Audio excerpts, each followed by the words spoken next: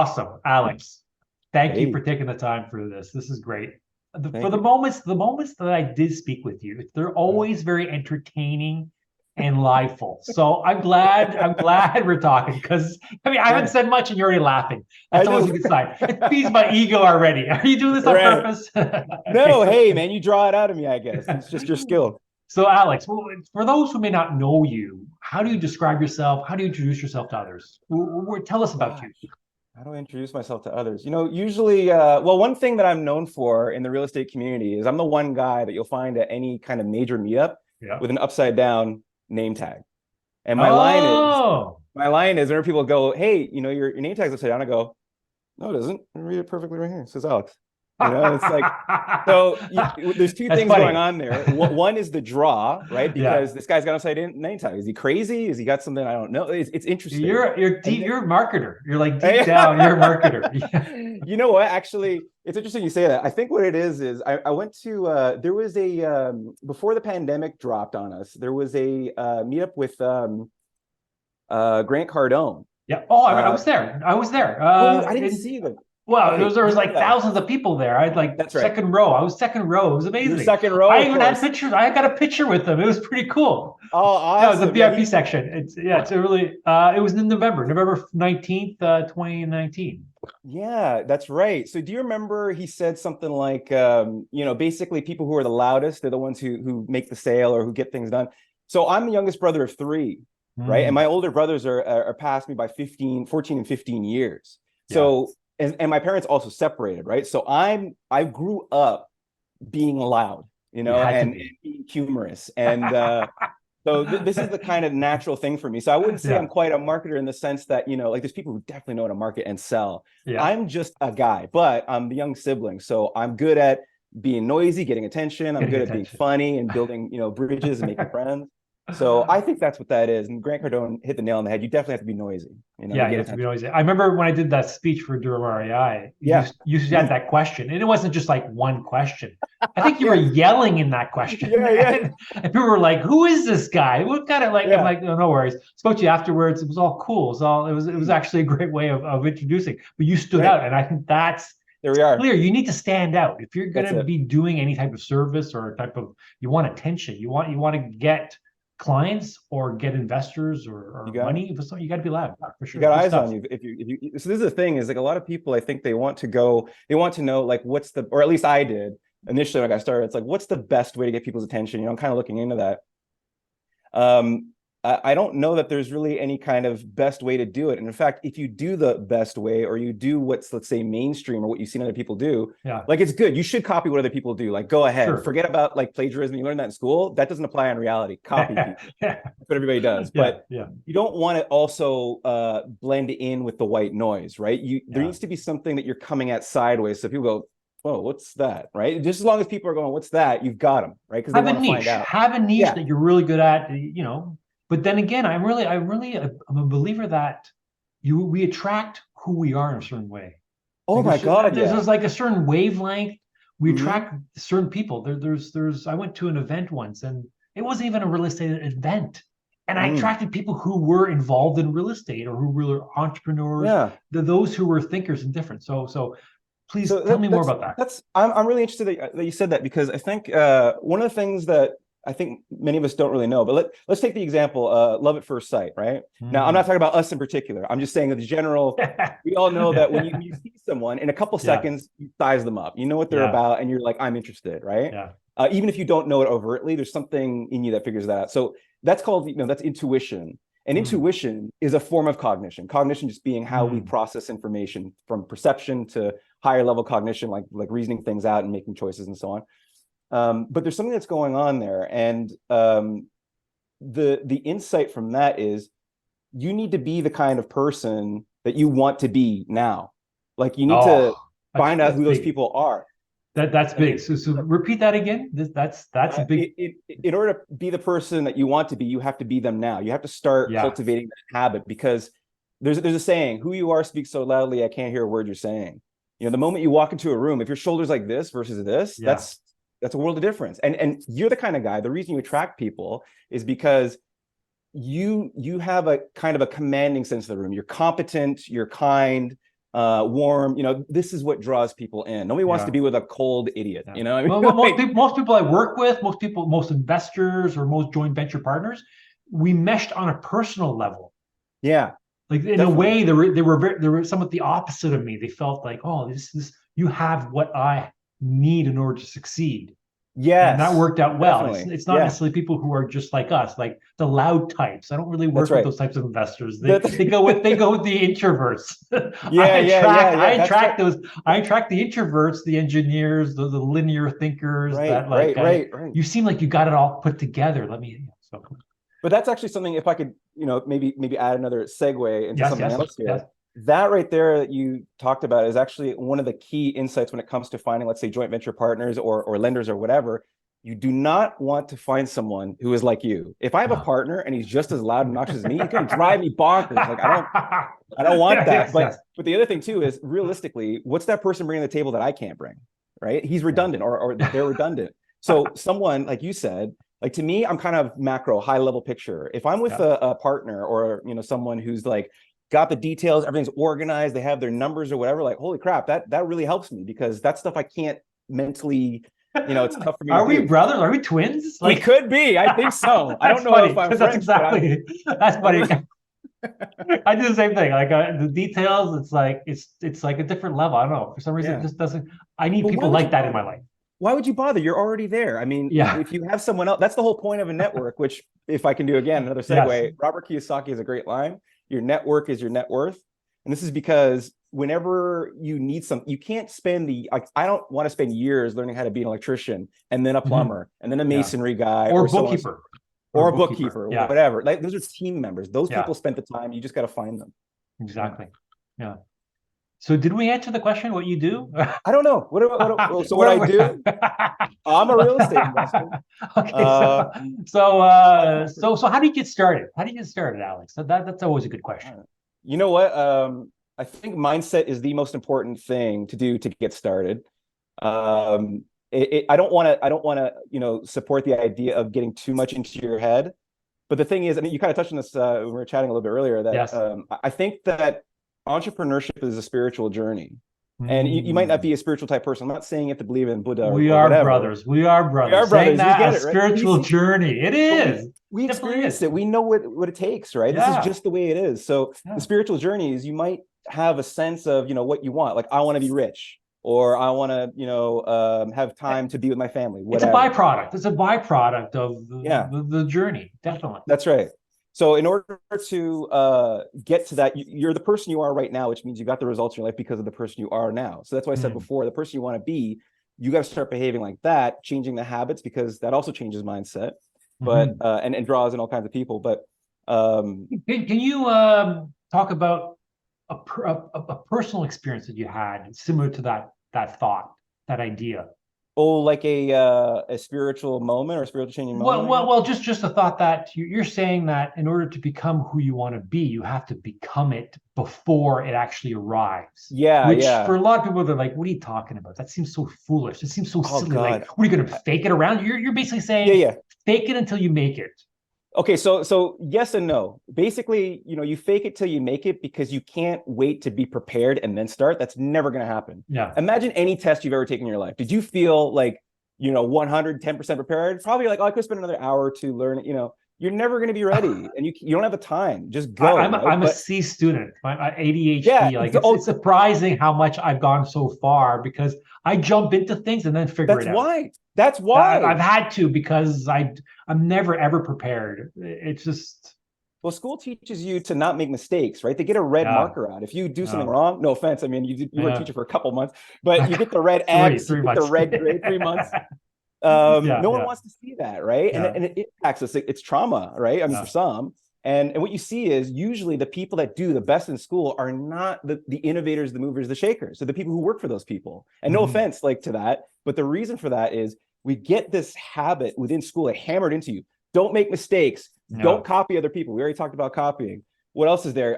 Don't like work with someone else. Do it on your own. That's all the opposite in the real world. And so people get this habit and they go, okay, so in order for me to be a success in real estate, I have to know everything first. I can't make any mistakes. So you'll never do anything if you do it that way. Alex, how did you break free?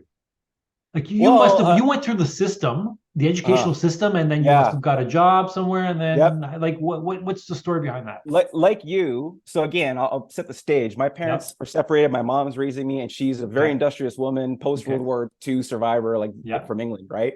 So she has this mentality of you have to constantly be working because there's always this looming dread of, let's say, poverty or whatever's coming to get you.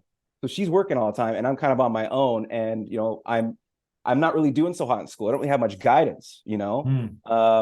And in school, again, I was like a C student for the most part, especially in grade school. And for those who may not understand what a C student is, it means, for my perspective, how do you see a C student? Because I say C student, I say that with pride, because anything that I love to do, I would excel. It was like 100% A++. It was like, but things I had no interest in, I'd fail because I was like, I don't really care for the course. I would just fail, and I had no qualms with just dropping it. Didn't care for it. That's right. Yeah, things were somewhat difficult as well. English firstly wasn't the most difficult. You know, it wasn't the easiest. But that's, how do you define a C student? Well, I don't know. I guess the C student is just the person who doesn't go along with the crowd. They're a contrarian. Right? Because an A student or a B student follows the rules. A C student's just like, I don't get why I should. Like, what's in it for me? Yes, exactly. And that's yes, right. Yes. So, and as you said, I mean, even kids with ADHD or whatever, that is not like a hindrance to you. What it is I got to tell you, the professional skateboarder. So I'm a skateboarder, skating like 20 something years now, which is insane. But the professional skateboarders that are the best, they are ADHD people. They have so much energy and so much focus for like one thing. Everything else, they can't keep a story together. But they're all in on that, and they're amazing because they're limitless. Right? Yes. So like you found, right? If you have something that's of your, like me too, I can't remember a lot of stuff, but if I'm interested in it, I'll remember even the most mundane details from years later because it just mattered to me. So that's a C student. I agree, definitely. And it comes down to the idea that whatever you focus on expands. And if you're just sharply focused on one thing, it just balloons up for sure. I agree. And one thing I want to say about, I guess, from the journey perspective, because I want to tie this in nicely what you're saying here. So my experience at school, I didn't really do so well. I had to do well in high school. And my brothers are older than me. They're both computer engineers, And my parents are immigrants. So like, enough said, like you have to do well in school and you have to go to university. There's no negotiation. So I did well in my couple last years of high school, taking the hardest courses to prepare for university. And when I get into university, I now realize, well, hey, there's no structured curriculum.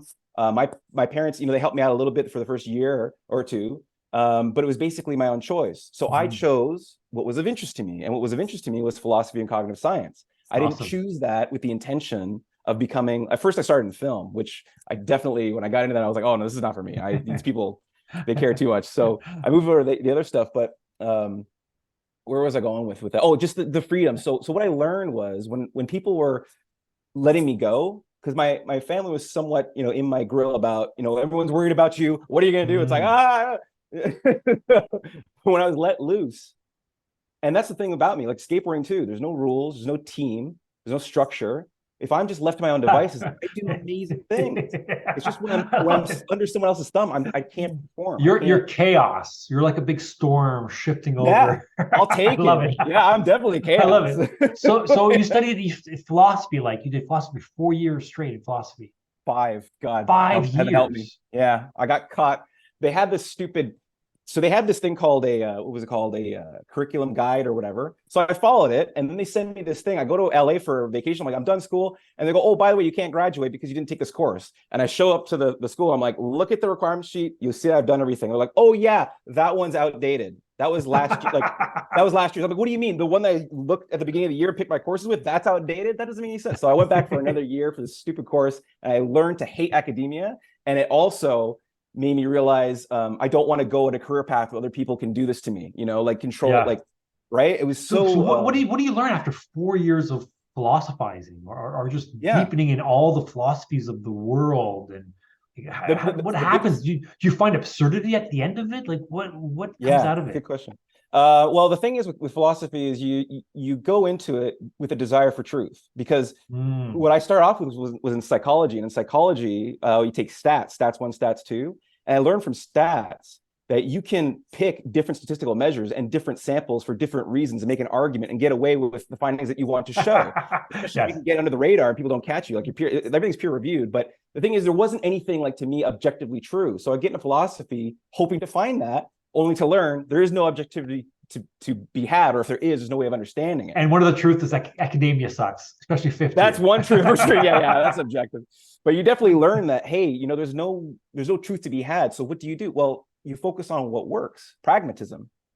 And so the takeaway for me was, what are going to be the results? I start thinking this way: what's the results of given choices? And I go, if I get into a career, like, so by the end of university, I had what are the results? What are the results of having choices? Certain choices. Certain choices. What results going to be compared to what, right? Yeah. So I learned that, at the end of school, I had like 20K saved because I was bartending like crazy the whole time. And I realized, well, I'm obviously good with money, but what do? I don't have any knowledge, right? So I happened to see this thing about Robert Kiyosaki on this website or whatever. And there was this guy used to come out when I was bartending, an older fellow named Andre, a dear friend of mine now. He was a mentor for me in the beginning. I go, hey, he seems crazy. Why don't you come with me, right? We go to this thing, and it's this event in the States. No, it was in Canada. It was in Toronto. Okay. And it was for real estate guru training. This is like 10 years where ago. were you? Like, what? That was in Toronto. So at the time, where was I living then? I was living. That was when I first moved out. So I was living downtown Toronto. So you went to like University of Toronto or something? Well, I didn't go to university. I went to York. Oh, you went to where? York. Okay, got it. Okay. Yeah. But in terms of where I was living was Toronto, and the event was in Toronto. So I figured, what, it's not a big hassle to go check this out. Let's check it out. Okay. And it's that course, that's like a one-day thing, and I'm trying to upsell you to the expensive courses. So I'm like, I'm already not going to buy this. I know this. I go into it, but the stuff the guy was saying was making sense. So when I think about pragmatism, this guy's telling me something that no one else is telling me. It makes sense. Yeah. And I looked in the room and I saw a lot of people that were scared, and I'm like, so either I trust the people who are scared, because I also have that feeling, or I trust the fact that what this guy is saying makes sense, and if what he's saying is accurate, I can have these results. So what things was he making? Talking about school and education, something we were talking about earlier? He was just saying basically like, here's a property. We got it because, the neighbors are complaining about this person, and, we were in the neighborhood, and then we went to check it out, talked to them, found out the story. We bought it, we painted it, we made, 30 grand. I'm like, holy crap. Yeah. I mean, why is that impossible? Exactly. And how do I get to that stage? So he had me interested, and I took a 3-day thing. That made even more sense, particularly because the speaker at the time, his name is Pip Stellick, by the way, awesome guy through Rich Dad. He's an independent mentor now in the States, but this guy's amazing. But he was saying stuff that I learned from pragmatism. Like, one great one is the Henry Ford quote: "Whether you believe you can, you believe you can't. Either way, you're right." And I think you used that in your speech, didn't you? I did. That's a great quote. So important. He's right. It's like you said, what you think about is what you create and what you attract. Yes, definitely. Right. Your thoughts, in a way, your thoughts. I was talking to a friend about this. Yes. Your thoughts are really kind of, they're not quite who you are. Your thoughts aren't you. And often people are led by their thoughts, and they start believing something occurs, and then all of a sudden they believe that's who they are, and they just ride with it for a couple of years. And it's just foolish. So that's another great segue. Just to tie back, like what I learned in university, because I studied cognitive science, I learned the cognitive biases that we are completely riddled with. And you can never really overcome them. You can't be a super person. You're a human being. You're subject to these biases. You're gonna have negativities. You're gonna have insecurities. You're gonna have doubts. You're gonna have fears. But do you jump onto the bandwagon of it and just start riding with it, or do you choose more optimistic thoughts, or see a different perspective of the possibilities that are there? What we do know about is, let's say highly intelligent people are people that are focused on reality and the truth. They're less happy. And this is what Socrates said the opposite back in the day. He said, better to be a Socrates dissatisfied than a pig satisfied. I completely disagree. I mean, certainly you want to know some things that are true, but why live dissatisfied? That's a result based on choices. Would you rather be happy and fulfilled, or have the truth and be broke and miserable? I mean, like, what good is that, right? So beliefs move you to action and facilitate all kinds of things in your life. So this is, again, why you want to become that person you want to be. You have to start thinking like that person does. You have to start doing the behaviors that person does. Because over time, that changes the way you think. You get new information, new beliefs, new intuitions, and new habits, and so on. over time that builds up. You transition from the person you were, who got the certain kinds of results based on their thinking, to the person you want to become, who thinks a certain way and gets the results they get, right? So tell us how, from your journey, how did that come about? Like, for me, it was so my brothers, again, older, and they're engineers. And when I told them, I take the Rich Dad course, it was like 15 grand, which was, I had 20 grand saved. So that was all the money I had. It took me forever to get that money, right? Yeah. So, but the reason I let go of it was, again, I bring up Kiyosaki all the time because he's just a genius at having these nice, simple, little phrases. But he gives the example of how people in the jungle catch monkeys, and they catch them by filling a hole in a tree with nuts. So the monkey reaches in and grabs it, and makes a fist, and it can't, right? Yes. That 15 grand was me holding on to something, and I couldn't get to the next stage of my life if I held on to that 15 grand. And I already understood, I went to university, education is expensive. You think that's expensive? Try being ignorant. I love it. I use that quote. I love that. I use that quote with my mother all the time. That's a good one. That's a good one. How does that go? Yeah, it's good. I use that quote because I went to private school, and you got to pay. That's right. For many times it's like that's a lot of money. But if you think that's expensive, even ignorance is much more expensive. It's way more expensive. So this is the thing, is I basically decided, hey, I need some new information. So how I got started was, first of all, I needed to understand and build belief, because I had no knowledge. I barely knew what a mortgage was. My mom, we always had tenants in our basement or upstairs, depending on what side of the house we were living in. But I never wanted that to be my life because it was crappy. You lived with tenants. Yeah, I grew up in that, because again, my mom is a survivor. She doesn't mess around, right? I lived with tenants as well. Like, for the moment I remember, I was living with tenants. It was just insane. So it was normal for you, right? It was normal. I've got like 45 years of tenant relationship build up, and I know how to deal with tenants because I lived and breathed in it. There was a moment we had 2 tenants living in our living room, separated by a sheet. It was just insane. I don't know what my parents were thinking about, but I think they were living in Toronto. They did you a good favor, because you got used to being uncomfortable, which is another fundamental trait. My brother left. This is because I was born and raised in Toronto. My brother leaves, Woodbine, Danforth area. My brother leaves. Yeah. Oh, wow. Vancouver. He's like 19. I'm a bit younger. Whoa. They put in a tenant right away. The moment he left, they put a tenant in. Guy turned out to be a big alcoholic. It was just insane, but it was such a norm.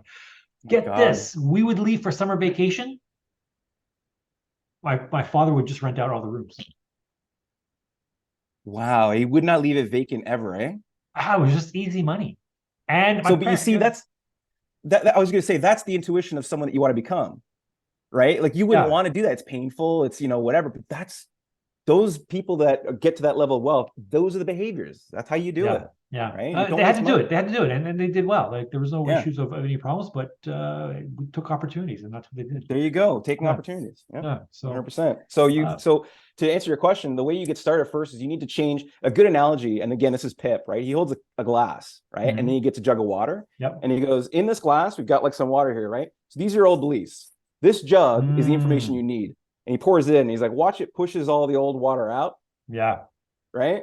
So this is the idea. That's good. You in order to transition from who you are to who you want to become, you got to change the thoughts. What's that saying? Like, you can't change the problems with the same thinking that caused the problem. Yes. In order to solve the next problems, you need a completely different way of thinking. That's the idea behind it. So the information that you get changes what you believe is real or possible. It changes because the fear very often comes from a lack of knowledge. You have anxiety because of what you don't know. We're afraid of the dark because it's unknown. So when you get knowledge, and so knowledge is one component. Belief is something a little bit different. I mean, they're connected. Of course, what's the difference between knowledge and belief? I mean, knowledge is something that is the case. It's justified true belief, right? You see that there's facts, evidence, and so on. Belief you can have without facts, truth, whatever. You can an extreme version of belief would be conviction. Like, you could take religious conviction, for example. There's many different kinds of religions on the table. Why is yours true? Well, it's true because of conviction. That's all. Right? Blind faith. Blind faith, which is totally a useful thing, by the way. For some people, it makes them happy. Whatever it does, whatever works. Whatever moves you where you got to go. I'm for it. But the belief is this component that builds when, so for example, you might have all the knowledge in the world. Like we see this, I'm sure you've seen this all the time. These people who go to regular meetups and never do anything. They've got tons of knowledge. What they're lacking is that's like half the room sometimes. It's and that's even with me. When I went to the Rich Dad course, I paid it was 30 grand total. I went with my friend Andre. Yeah. I paid 15. And I see this room of people and they've all spent the 30 grand. Yeah. And then I never hear from them again. And it's like, oh my God, why would you waste that money? But this is the thing is people can't get past the fear of the unknown. They can't get past the negative beliefs. They can't acquire better beliefs. And the it takes time. It takes time. It really takes time. You got to address that. If I'm hanging out with you, Renee, and I'm hanging out with, our other friends in the investment world, take whoever in the mix, spending time around those people, you see how comfortable they are, right? And you go, oh my God, I saw this one house a week ago. It was like a total crack den. And then the investor's like, oh, really? How much was it? Right? And they're like, well, I mean, I don't know. It was just, what's the opportunity? Make here? An offer? Yeah, right. That's all they care about. What's the results? Like, how do we control this and that? Have you even seen the place? Have you even seen the place? No, but I put an offer in. Yeah, that's what I do. Talking about exactly. That's crazy. It isn't crazy. So this is the thing is people don't know that the knowledge component there is exit clauses, right? And conditions. In your Schedule A, and that's a knowledge component. But the other component of the belief is when you're hanging around these other people, there's this finding of like kind of almost a osmosis, like a tug of war. Osmosis, yes, and also this tug of war thing. So osmosis is when you're around other people, their habits and their way of their disposition, their thing, you draw that in by being around them, just by being around them. Like the quote says, you become the average of the 5 people you hang around with. That's 100% the case. You can average your income. It's almost always that way. Yeah. And what was the other part of that? The belief of hanging around people. Oh, and then the tug of war thing. Yes. When you're with high level people and you're the weakest link, that levels you up. Right? Like if you don't know anything, but you're in that group, you kind of get pulled in the direction they're pulling. Like if you're winning, you win together. Right? So you will just, because you have something like going to the gym, for example, is another easy one. If you see someone in there who's fit going all the time, or you have a friend who's fit and they're calling, hey, you're waking up at 5, you wake up, that's accountability. You get someone who's pushing you in a direction that you don't want to go in. They're holding you to commitment. Alex, this is so funny because when I did my speech at Durham, the question, a few people said, who is this guy? He didn't get the message. Clearly, you got the message. You're saying the message as it is now. It's just so funny. It's so funny. And I didn't. I was like, no. This guy's a good guy. He just sounded loud. He wanted attention and all that. I spoke to you afterwards. But as I progress and speak to you more and more, you're saying the exact same thing I said, and it's so true. It's so true. This is the wisdom that you get by experience, which by the way, how do you get started? So don't get stuck in reading self-help books or all the real estate books. You want to know enough to make something actionable, right? And again, the best way, as we just said, is having a contract that has exit clauses. Oh my goodness, I just got an alert saying my internet's connection not stable. You hear me okay? Coming through? That's all good. There was a bit of a switch on that, but that's all good. There's a little glitch. All right. We'll edit it. So, actually, there's no editing. Okay, good. We don't edit. Thank God. Okay, we don't have time for that. I better watch it. Actually, we get AI to edit, but that's fine. Yeah. Oh boy, where were we there? I got lost for a second. See, this is the ADD. Oh boy. Whatever. You want to move on with another question? Yeah, sure. So your journey. So you go to this Robert Kiyosaki course. You spend the 15,000. You feel like the monkey in the tree pulling or the hole trying to get hanging on. And what do you do next? For the first year, contrary to my advice I just gave, I was reading a hell of a lot of books. Because I was like, man, I am a academic now. Like I did really well in university because I was, again, passionate about that stuff. And I was talking about stuff, again, like the philosophy department is just so far removed from everyday experience for most people. I tell you don't have free will. It's not pragmatic. That's the irony.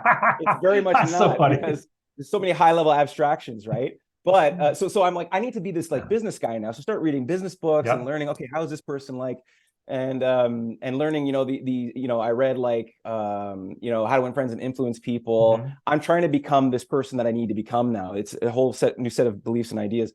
And So for the first while, I'm like trying, like I'm making phone calls to realtors. I'm trying and doing it. And by the way, even though I was a noisy person, I'm actually an introvert. I prefer to be on my own. Like my activities are fairly isolated, like skateboarding, reading, video games, whatever. Those are very, just for me. So I have to become this person to be extroverted and go, it takes work. And it's exhausting a lot of times. Okay, really? Unless you're having a great conversation like now. But I had to learn how to become this kind of person, but I was making calls. And it was scary. I didn't want to make the calls because I don't even know what I'm saying. And I'd say stuff and realtors would know. They would know that I'm full of shit because there's so many people are full of shit. Yeah. So they start, getting angry with me and whatever. And it's like, God, try making a phone call after someone tells you to go fuck yourself because you start stupid. Like, I'm going to make a letter of intent. What the fuck is a letter of intent? Where's the offer? Like, They see right through it. They see right through it. Oh my God, they smell you over the phone. I mean, easily, but that's okay. It doesn't matter. You're going to have to embarrass yourself because you need to develop that skin, because guess what? It gets worse. It gets way worse. Like it's sometimes I get people who call me and they go, they want to pick my brain out. I'm like, and then they go, I just want to learn about it because I don't want to make any mistakes. I'm like, buddy, if you don't want to make any mistakes, you're never going to succeed. It's all part of like success. The other side of the coin of success is failure. You've got to fail occasionally, but it's those who those. Yes. Sorry, I didn't mean to cut you off. You got me excited. No. So those who accept failure occasionally learn. Failure should be converted into a word called lessons. This is just lessons. You're learning from those lessons, and then eventually you succeed.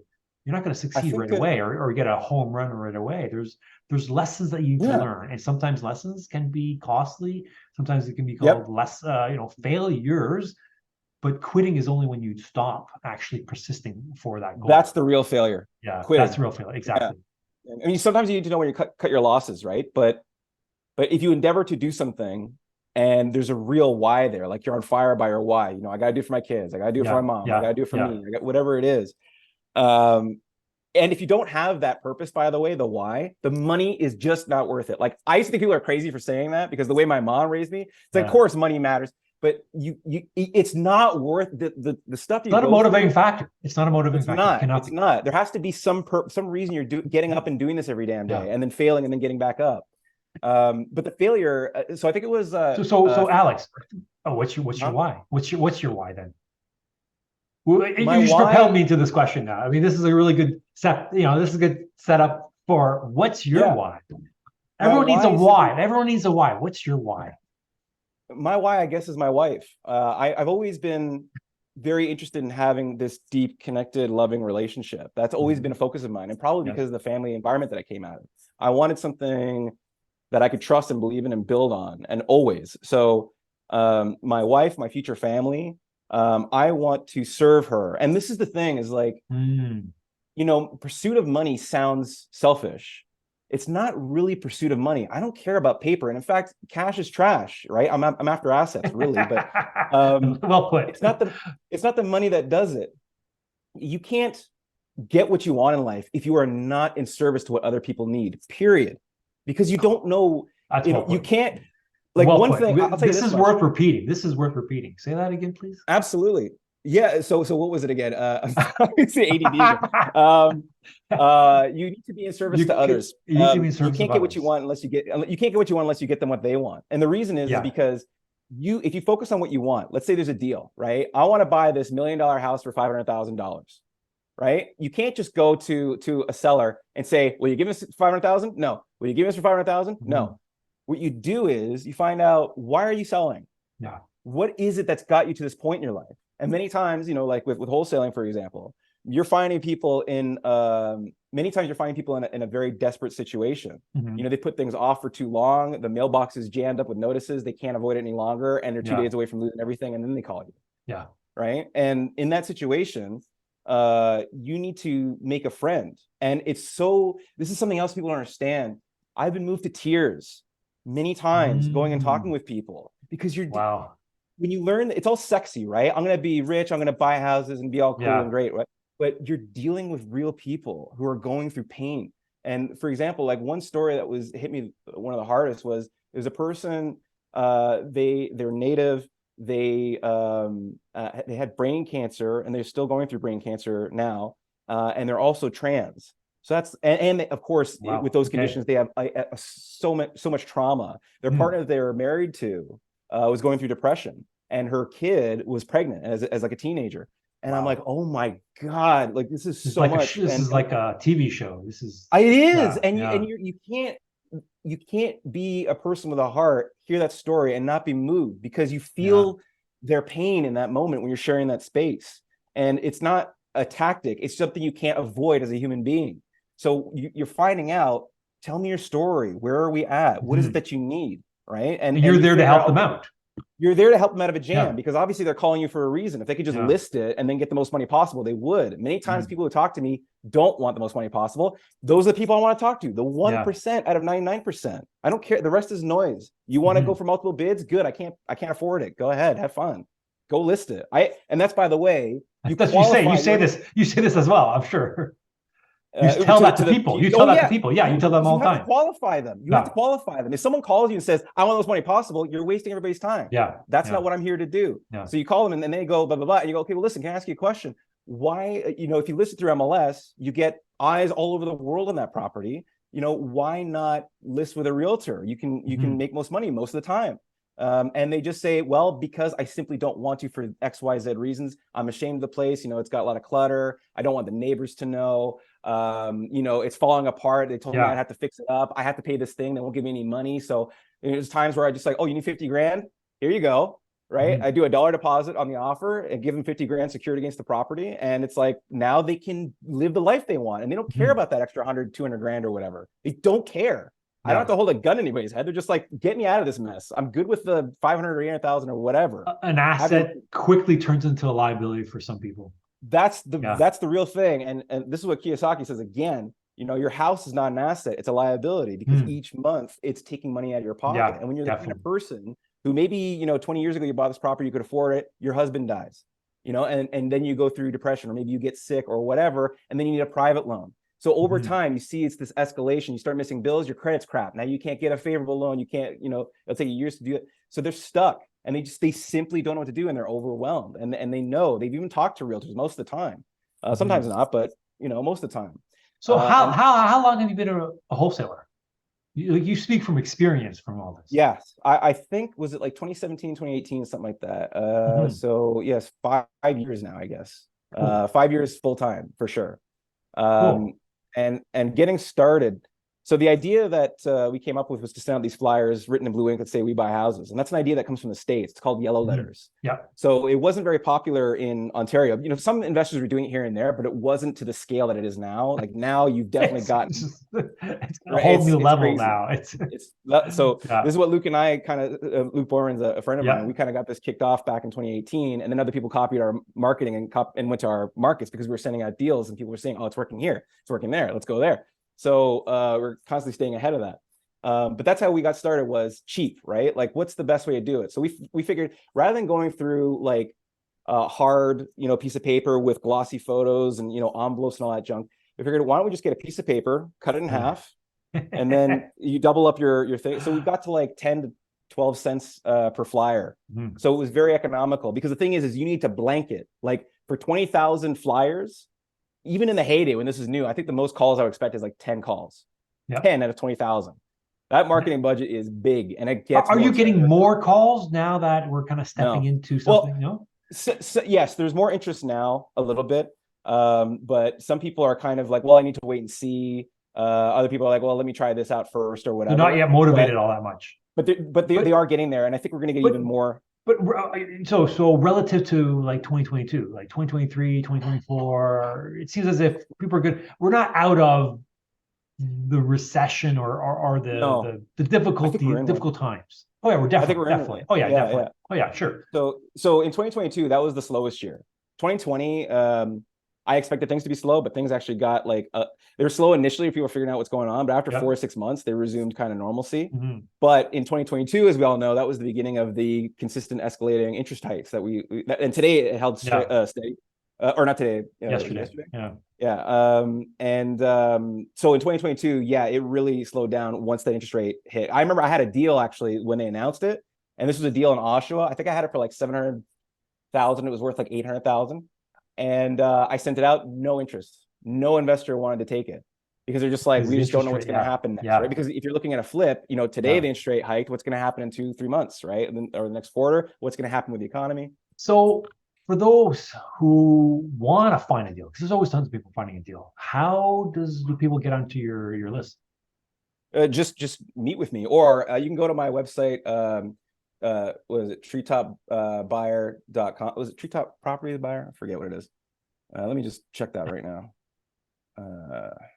Treetop Residential. Treetopbuyer.com. Yeah, Treetop Residential and Treetop Realty Inc. are the two main corporations I'm using for marketing. So you can find me there. What was your question though? How you get started? How you get on the buyers list? Oh, on the buyers list. Yeah, you can follow me on treetop_residential on Instagram and just shoot me a message. You can reach out to me on Facebook. Usually I don't accept friend requests from people that have like 40 or fewer friends. Sometimes I do, depending on the friends, but most of the time it's just people trying to get, you know, in your way and then sell to you, and I just don't bother with it. But you can find me on Facebook, Instagram. You can go to my website, drop an email there. Go to meetups for sure, meet other wholesalers. Yeah, couple avenues that you can reach me at. Cool. And you're pretty much everywhere in Ontario, are you? Like where specific areas? I usually focus kind of like northeast. So I go like, you know, maybe up to Midland, maybe Collingwood, you know, and then out to like Belleville. And since meeting you, I'm now thinking about seeing what's going on in Kingston. Like I know some wholesalers have gone out there, but I think we have kind of a different dynamic and we might be able to pull something a little bit easier.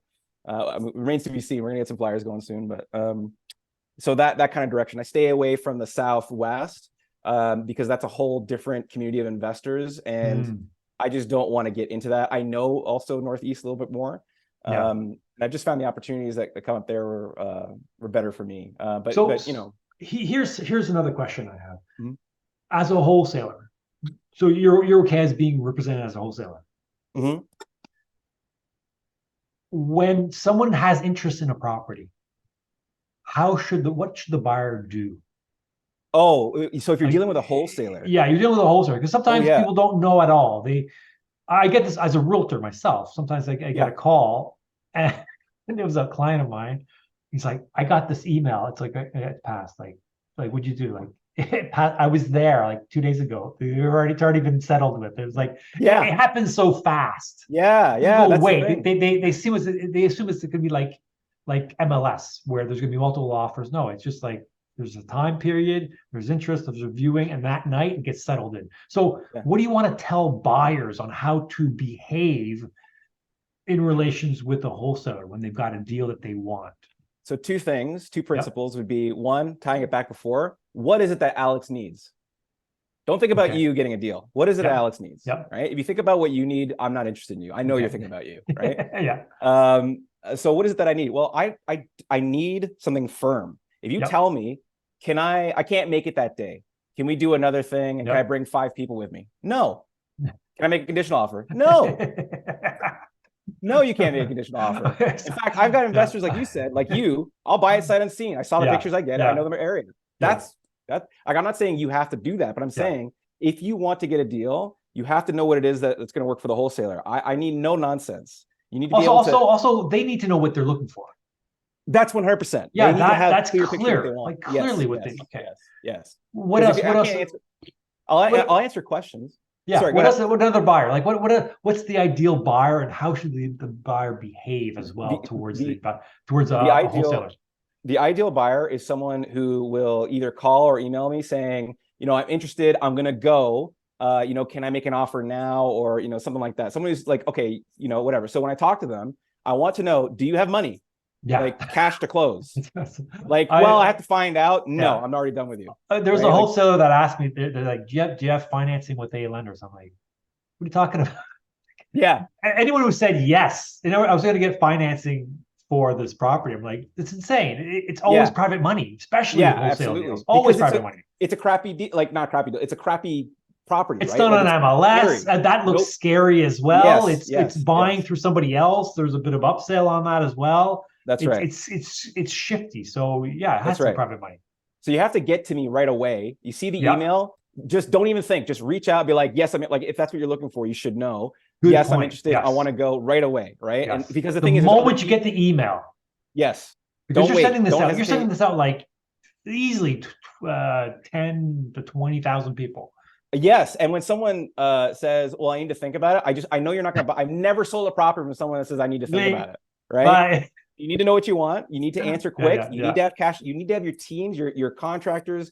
Yeah. I don't want to hear your stories about I don't have a team, whatever. That's none of my concern. There's other investors who have that together. Why am I dealing with you, right? And no offense, it's just I don't like. There's just too many people. Imagine getting 40 emails from people being like, I don't know what I want. Like that's just noise to me. There's one email from the guy I've sold to Renee or I've sold to this guy before. I know he's gonna buy it. I don't care about your story. No offense. It's just I got stuff to do. And the real reason is that you have a conditional period on your offer. I need to firm up with this seller within a few days, and they need an answer because they're in a desperate position. We can't dick this person around. I can't extend anything. You need to know what you want. You need to have cash, and you need to also like, I don't know, man. People with stories, you know, like, oh, I can't make it that day because it's like, then send your fucking contractor. What are you telling me stories for? Like, I can't. What is this, high school now? Yeah, it's like it's like you're there, you're not there. It's a priority or it's not a priority. That's precisely. That's the way. That's exactly right. If you don't find a way how or a path to how, you'll find excuses. People with excuses are a waste of my time. I don't care. Like, no offense. I used to try and whatever, but you just. It's like everything, you get fed up, right? Like no one, you better get off the pot. Let's go. We don't have time. You got a good heart, but with 40 people, like it's you got to make money as well. Yeah, and I can't waste my time. It's a business. It's a business. You're not it's not a charity case. You're not a psychologist. You're a wholesaler. And especially now too, right? Because so few, many investors are skittish. I mean, the rate is stabilized a bit. Maybe they'll do a little bit more interest, whatever. But most investors are kind of on the fence right now. So I want someone who's definitely gonna be clear and ready to go. And if not, I'm gonna flip it. You know what I mean? So like that's the thing, right? It's like I need to know. Okay. Before I was saying there was two things. The find out. Oh shoot, what was it? It was another thing I learned from the real estate investing course. I think it was just about taking action. You know, he would hold up a $20 bill, right? And he goes, "Who's got a toonie?" So you gotta jump out of your seat, push people over, throw the toonie at the guy's face, and then snatch the $20 at it. Like that's the way you gotta be. That's opportunity does not wait, and money is fickle. Money is fickle. If you wait about it, you scare it away. Yes, right? Very much so. And that's part of the competence and competence. So I don't know if that answers your question. That's how you deal with that's good. That's good. The table, prepared. Don't waste time. Don't have any conditions. Know what you want. Jump into it, and just and. Is it negotiable? Like, at what extent is it negotiable? I will say that if you negotiate with me on my fee, you're in my bad books. I get that everybody has to negotiate, but like I gave you a 15%, 10%, whatever discounted property. You want to push me down further? It's irritating. Like I will in a case that obviously if I don't have any other options, like you can't negotiate if you don't have leverage. If I have 30 people that want the property and you tell me, can you come down your price? I hang up the phone. Like, what are you talking about, man? People are going to bid now, right? I'm not going to reduce my price. Stupid. But, if what you would do, if you want to feel out a wholesaler, the question I slip in is I go, I call them and I go, hey, how's it going? I'm calling about whatever property. Is it sold yet? Right? Because if they say, no, okay. So it's not a screaming deal where before even the showing date, someone already bought it. Yeah. Right. So that gives me an indication, okay, maybe I can feel this out. And then you get more clues like, okay, when's the showing day again? Okay. And do I have my own slot or are there other people that are ahead of me? Right. So you're finding little clues and I'm kind of, that's a good one. That's a good one because usually when I see properties from wholesalers, it's a group viewing. Yeah, usually. Yeah. It's a group viewing. It's simple. Everybody walks in and I mean, Kinks is pretty small. At most it was maybe, most it's like 3, 4, 5 at most. Sure. Yeah. So that's the thing is that you and the benefit to the wholesaler is demonstrating to you, the buyer, I don't need you. Don't negotiate with me or make an offer for I do the same thing with in the past with tenants. Oh, absolutely. Yes. You have to. Oh, you can't. It's a waste of time. If you are kind and patient, oh, don't worry, you can do whatever and whatever. They think you're weak. That's the fundamental thing. If you say, listen, I don't care, I don't have time for this, I got whatever. So okay, here's my that's the scarcity mindset, right? And you want to exploit that because they will think and then they'll miss on the opportunity for your beautiful rental. And you don't want that for them. They don't want that for them. Take control of that situation ahead of time. Be proactive, right? If the more like I'm a nice person, I can't help but be nice and get interest in people's lives. But I just try to say, just go ahead and look at the apartment. You don't need me to tell you that's a living room, whatever. And I'll just wait over here. And then they come back. And if they're excited, I just kind of ask them questions about their lives or whatever. But the important thing is just to let them know, like, hey, I would recommend that you get the application in sooner than later if they didn't fill it out beforehand. Because, I got other people I'm just going to get going. So the sooner you get to me and the more information you give to me to let me know what kind of antenna you are, the better. Right. And makes sense. Makes sense. Sure. Definitely. Yeah. That makes sense. Alex, man, we can go on and talk for hours. It seems. I guarantee it. It seems like it's just like it's goes very fast. So, so where do people find you? Just. Yeah. Again, you can email me at treetopresidential@gmail.com. Good stuff. And it's all just one word. No. Perfect. Anything else you'd like to share? Tell people about? I mean, what you're reading or something. Last thought. I think one of the most important lessons, going back to the spiritual kind of subject, there's a saying, know thyself. And that is so key. If you do not have a picture of what your life, like what you're going towards, you will fall for anything. What's the saying? Those who, I know you know the one I'm talking about. It's those who stand for nothing will fall for anything. Oh, yeah. So it's the same thing. Yes. I can't tell you many times. Yes. Dear friends of mine show up after the fact going, I made an offer on a property, I'm going firm. And I go, okay, what is it? And then I'm like, oh my God. And then I'll tell them, or if they didn't go firm, I'm like, here's my thing is do whatever you want, right? But here's how I see it. And they don't take my advice and they call me later going, I should have listened to you. Yeah. So for whatever reason, people, but this is because they are, there's some ego there, but they don't know what they want. They don't have a picture of why they're doing it. They don't know what the ideal property is, what the ideal tenants are. They don't know what they want. So they just take whatever and it seems good on paper. And then there's headaches or something they didn't know or whatever. Like, know clarity, know what you want. The clarity. There's no perfect investment. There's no perfect time. Go do stuff. Get clear about what you're doing this for. And it's such an important lesson. Don't overlook it. Write down, take 5 minutes, write down, your name, what you want, what you're about, whatever, and just let it sit there and then think about that some more and then add to your wish list. I would like a mansion one day. I would like 5 kids, whatever. Love it. Have that in your head. Yes. Yeah. Love it. And then you know how to get there. Thank you, Alex, for speaking. Thank you. Because I like how passionate you were about this as well. And it's also from a different words and different thoughts on very similar things and great quotes as well. Yeah. Thank you. Well, thank you. Alex. You see, you remember these good things when they matter to you. And the last thing I'll say very quickly. Kiyosaki again has a saying, genius means genie in us. In other words, we all have magic in us. Yes. And it comes out if we focus our energy and attention on the things that we were meant to do. And if you try and avoid that, you pay a price. The dream is the sacrifice, and it's also the price you pay if you don't sacrifice it.